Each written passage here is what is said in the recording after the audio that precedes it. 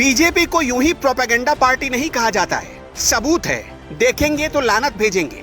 जो party vote bank की खातिर कल्याण सिंह को भी बेचने से बाज नहीं आई, उस पार्टी और उससे इंसानियत की उम्मीद करना बेमानी है। बस टाइमलाइन देखते जाइए आप। कल्याण सिंह के निधन की खबर 21 अगस्त की रात में आई। 21 अगस्त की रात को 10:06 पर अखिलेश यादव ने सबसे पहले ट्वीट किया और कल्याण सिंह के निधन पर शोक संवेदना व्यक्त की, उन्हें श्रद्धांजलि दी। टाइम साफ साफ दिख रहा है। जबकि साक्षी महाराज का ट्वीट आया कल्याण सिंह के निधन के करीब 12 घंटे बाद 22 अगस्त को सुबह 6:19 पर।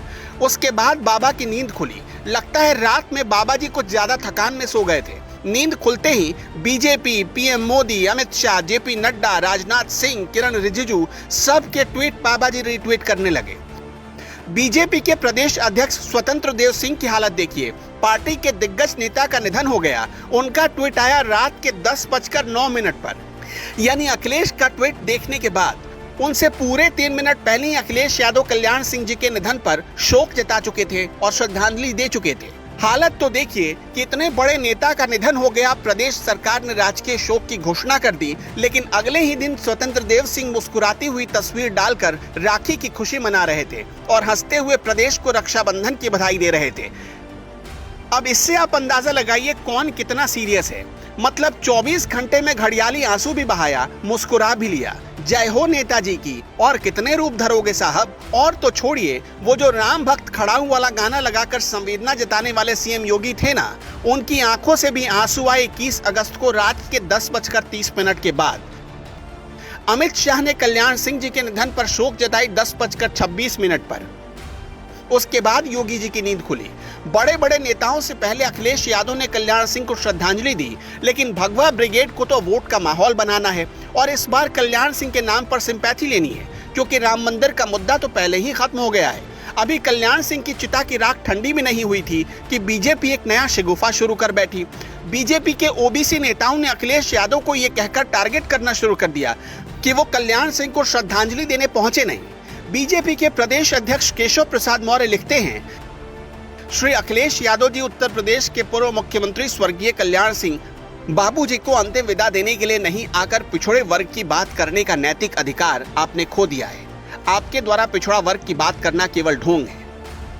केशव प्रसाद मौर्य के पीछे पीछे स्वतंत्र देव सिंह लिखते हैं, अखिलेश जी अपने आवास से मात्र 1 किलोमीटर दूर मॉल एवेन्यू में स्वर्गीय कल्याण सिंह जी बाबूजी को श्रद्धांजलि देने नहीं आ सके।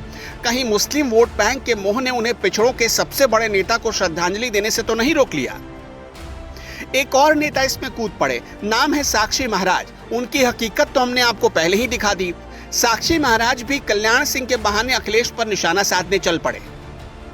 अब जब मान सम्मान की बात चली तो थोड़ा और जान लेते हैं।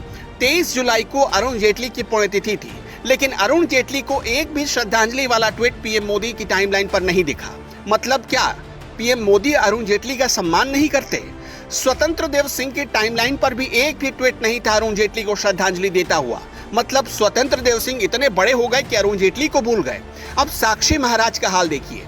उनके भी ट्विटर के टाइमलाइन को हम ढूंढते रह गए, एक भी ट्वीट ऐसा नहीं मिला जिसमें अरुण जेटली साहब को श्रद्धा सुमन अर्पित किया गया हो। और तो और उत्तर प्रदेश में बीजेपी के संगठन प्रभारी सुनील बंसल का हाल देखिए। उनकी टाइमलाइन से भी अरुण जेटली गायब हैं। दरअसल वोट बैंक के खांचे में उत्तर प्रदेश के नेताओं को अरुण जेटली सूट नहीं कर रहे थे, इसलिए उत्तर प्रदेश के नेताओं ने उन्हें भुला दिया। कुछ यूजर तो यहाँ तक लिखते हैं कि योगी जी अपने पिता के अंतिम संस्कार में नहीं जा पाए, क्योंकि वो तो ठहरे योगी, उन्होंने मोह माया सब त्याग दी, लेकिन अचानक चुनावी साल में कल्याण सिंह के प्रति उनका मुंह जाग गया। अब सबसे कड़वी सच्चाई सुनिए, कल्याण सिंह के साथ बीजेपी के नेताओं ने कैसे कैसे सलूक किए।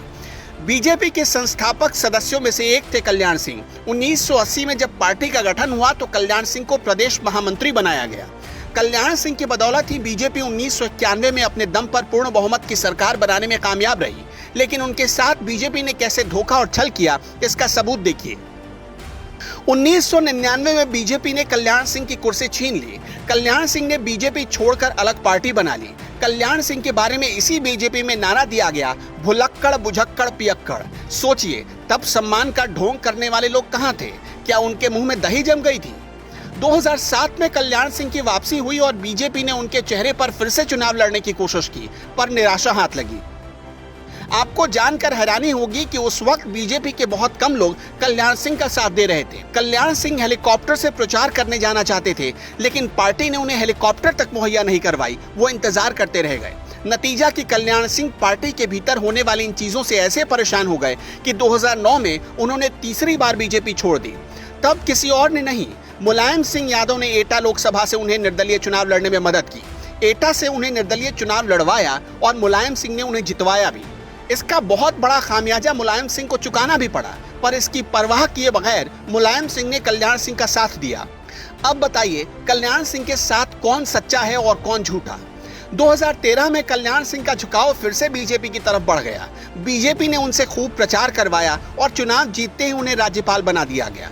कार्यकाल खत्म हुआ तो कल्याण सिंह फिर से बीजेपी की सदस्यता ले बैठे, लेकिन इस बार उन्हें कोई पद ही नहीं मिला। वैसे एक बात तो है, मौका और दस्तूर देखकर राजनीति करना कोई बीजेपी से सीखे। केपी मौर्य से लेकर स्वतंत्र देव सिंह तक इतने बड़े अंतर्यामी ठहरे कि मन की बात जान लेते हैं। वाह जी वाह!